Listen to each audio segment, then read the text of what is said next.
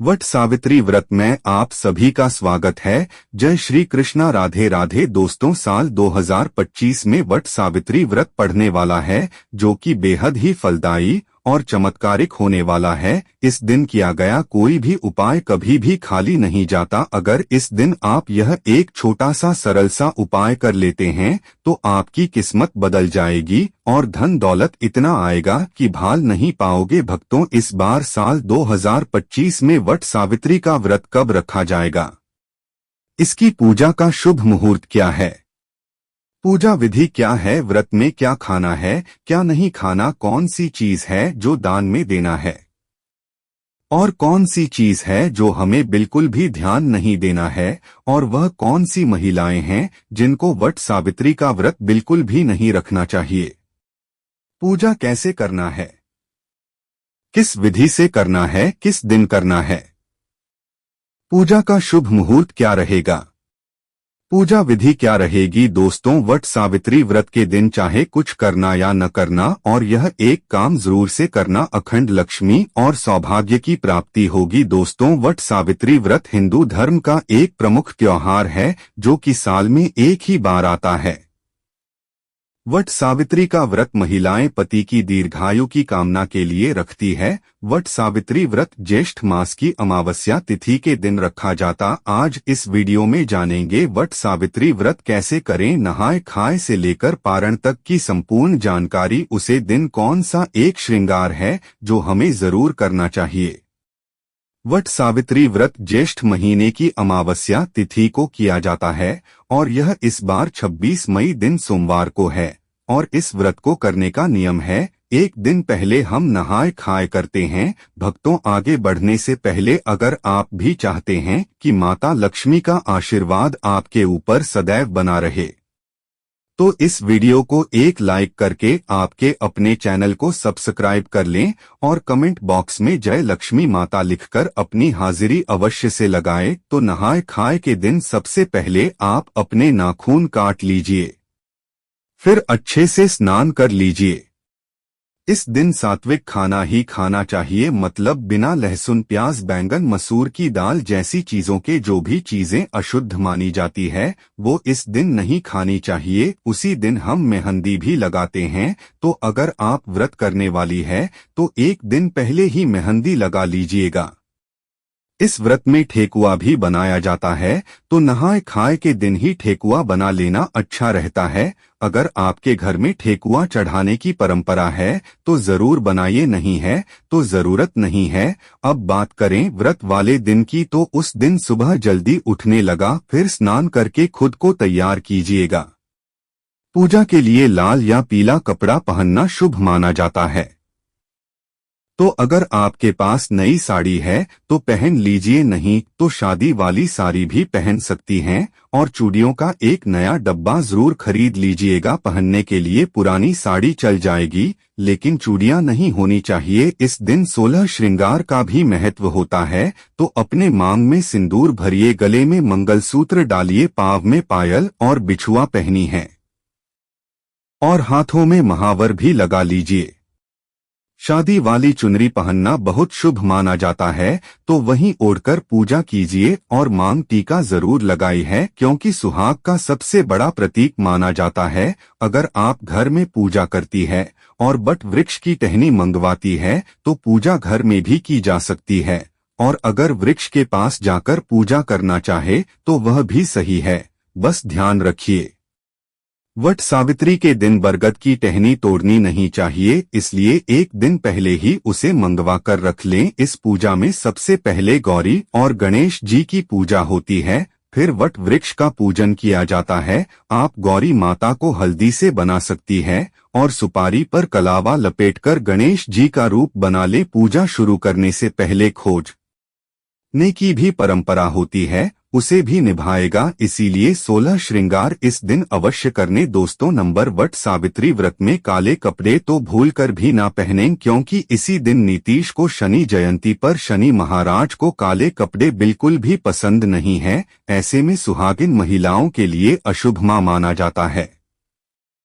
साथ साथ वट सावित्री व्रत में सफेद कपड़े पहने सुहागिनों के लिए सफेद कपड़े उनके लिए विधवा होने का रूप माना जाता है। इस दिन आपको लाल वस्त्र पहनना चाहिए, जिससे सावित्री माता प्रसन्न होती है और देती है आपको अखंड सौभाग्यवती का वरदान। दोस्तों नंबर 3, इस समय जितना ज्यादा हो सके श्रृंगार आदि का दान करें, इससे आपके पति पर कभी कोई कष्ट नहीं आएंगे। माता सावित्री प्रसन्न होती है, लेकिन याद रहे खुद कामे का दान न करें, बाहर से खरीद कर ही दान करें, इससे आपके जीवन में कभी भी धन की कमी नहीं होगी। दोस्तों नंबर 4, शास्त्रों के अनुसार माना जाता है कि वट सावित्री व्रत में व्रतधारी को नमक का सेवन नहीं करना चाहिए। घर में किसी भी व्यक्ति को मांस मदिरा का सेवन नहीं करना चाहिए। इस समय सहवास नहीं करना चाहिए। मुक्त गंदे विचार नहीं निकलना चाहिए। वट सावित्री के को सुहागन महिलाओं को ज्यादा सोना नहीं चाहिए। घोर पाप लगा आता है, इससे पति की आयु कम हो जाती है। इस समय आप सुबह सूर्य उदय से पहले अभिषेक पूर्वक उठ जाएं, माता सावित्री होती है प्रसन्न। दोस्तों नंबर 5, शास्त्रों के अनुसार माना जाता है कि कम से कम विहार सावित्री तथा करवा चौथ वाले दिन या जो अपने पति के लिए व्रत रखा है उसे दिन आप जितना ज्यादा हो सके मांग में सिंदूर थोड़ा लंबा लगे, इससे पति की आयु बढ़ती है और आपकी खूबसूरती देख माता रानी प्रसन्न होती है और देती है अखंड सौभाग्यवती का वरदान। वट सावित्री के दिन मांग में थोड़ा सिंदूर लंबा होना चाहिए। मांग में ज्यादा से ज्यादा सिंदूर भरना चाहिए। तुम सिंदूर भरने से पति की आयु भी काम हो जाती है और आपको आयु बढ़ाना है, इसीलिए पति की आयु कम ना करें। दोस्तों नंबर 6, वट सावित्री क्वीन लाल फूल अर्पित करना चाहिए। लाल फूल अर्पित करने से जीवन में सुख समृद्धि बनी रहती है और माता सावित्री प्रसन्न हो जाती है। लाल फूल को प्रेम का प्रतीक माना गया है। लाल फूल प्रेम को बढ़ाता है। दोस्तों नंबर 7, वट सावित्री के दिन घर में मीठे पकवान अवश्य बनाना चाहिए और भोग लगाना चाहिए।